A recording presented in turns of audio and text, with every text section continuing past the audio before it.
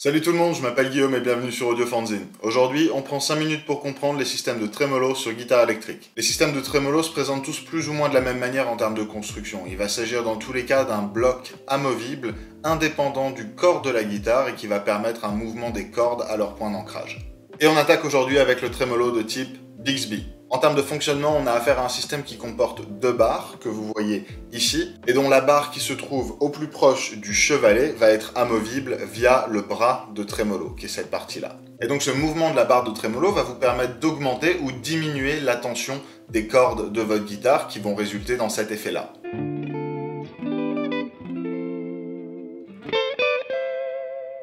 Le Bigsby était non seulement le premier système de trémolo fonctionnel inventé, mais c'est également un des plus pratiques dans la mesure où il nécessite aucun routage particulier du corps de la guitare pour être installé. En effet, comme on va le voir rapidement, la plupart des autres systèmes de trémolo vont nécessiter une cavité dans le corps de la guitare pour permettre leur installation.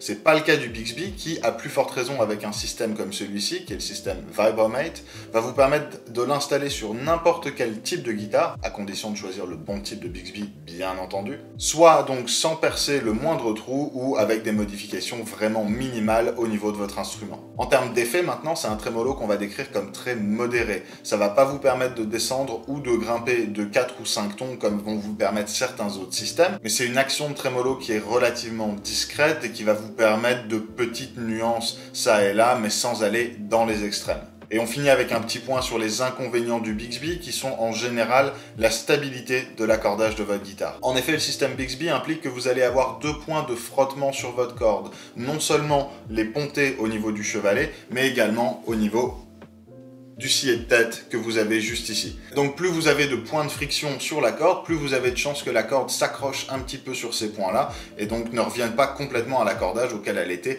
avant de jouer avec le trémolo. Évidemment, il y a des solutions qui sont proposées pour ça également, notamment les pontés à rouleau qui vont drastiquement réduire la friction que vous allez avoir à ce point-là. Et on avance donc chronologiquement sur notre deuxième système de trémolo aujourd'hui qui est probablement le plus produit, reproduit, copié de l'histoire de la guitare électrique et c'est le trémolo synchronisé de Fender.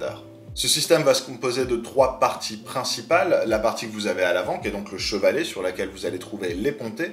Juste en dessous et attaché à ce chevalet, vous allez avoir le bloc de trémolo, qui est la partie que vous voyez ici, et donc le point d'insertion des cordes de votre guitare. Et enfin, les ressorts et la griffe qui seront directement implantés dans le corps de l'instrument. Et donc cette construction plutôt géniale de Leo Fender, elle va permettre plusieurs choses. Dans un premier temps, vous avez une corde qui va être en permanence en contact avec le bloc de trémolo jusqu'à sa sortie au niveau des pontés. Et donc là où avec le Bigsby on avait deux points de contact, avec ce système de trémolo là, on n'en aura plus qu'un seul qui se trouvera donc au scié de tête. Parce que lorsque vous allez faire jouer le trémolo avec cette barre là, vous allez bouger l'intégralité du bloc. Et donc la corde à aucun moment ne va se déplacer sur le ponté.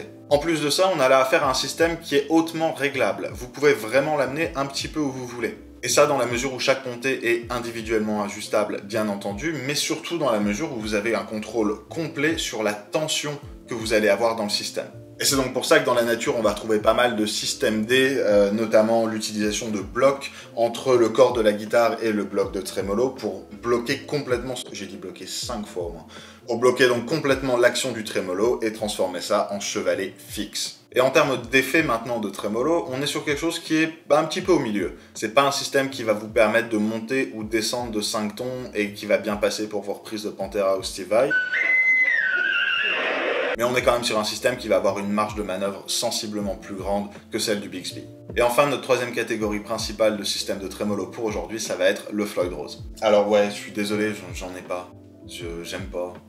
Changer les cordes là-dessus, c'est un enfer, donc... Voilà. Le système de Floyd Rose, c'est le dernier inventé, c'est un système qui a été extrêmement popularisé par des joueurs comme Eddie Van Halen par exemple, ou Dimebag Darrell dans Pantera, parce qu'ils vont permettre des choses beaucoup plus extrêmes que ses deux prédécesseurs.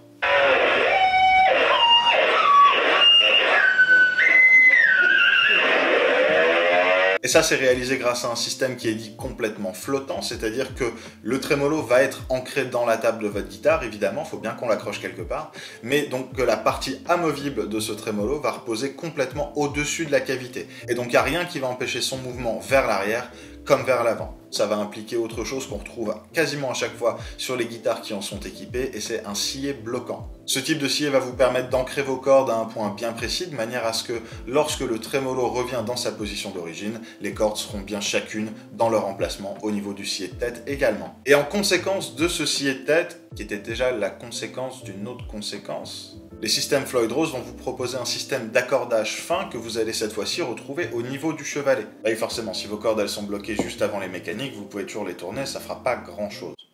Mais comme je le disais au début, ça vient avec pas mal d'inconvénients, notamment la facilité du changement des cordes. Évidemment, c'est comme pour tout, si vous avez de l'expérience là-dedans et que vous l'avez fait des dizaines de fois, ça va pas vous poser de problème. Mais restez conscient que dans la mesure où vous avez un système qui est complètement flottant, chaque changement de tension au niveau de chaque corde va complètement désaccorder les autres. Et voilà, on a fait le tour des catégories principales de ce que vous allez retrouver sur 95% des guitares électriques. Le mot de la fin, c'est quelques mentions honorables pour quelques systèmes différents qu'on retrouve dans la nature. On va parler ici des systèmes de trémolo Jazzmaster ou encore des systèmes comme Calok qu'on va retrouver par exemple sur la Blackstrat de David Gilmour pendant une certaine période. Et sur ces bonnes paroles, j'espère que cette vidéo vous aura été utile. Si c'est le cas, n'hésitez pas à l'aimer et à vous abonner à Audiofanzine pour rien louper des tutos, vidéos sur les nouveautés du monde de la musique. Et je vous retrouve dans la prochaine. Bye!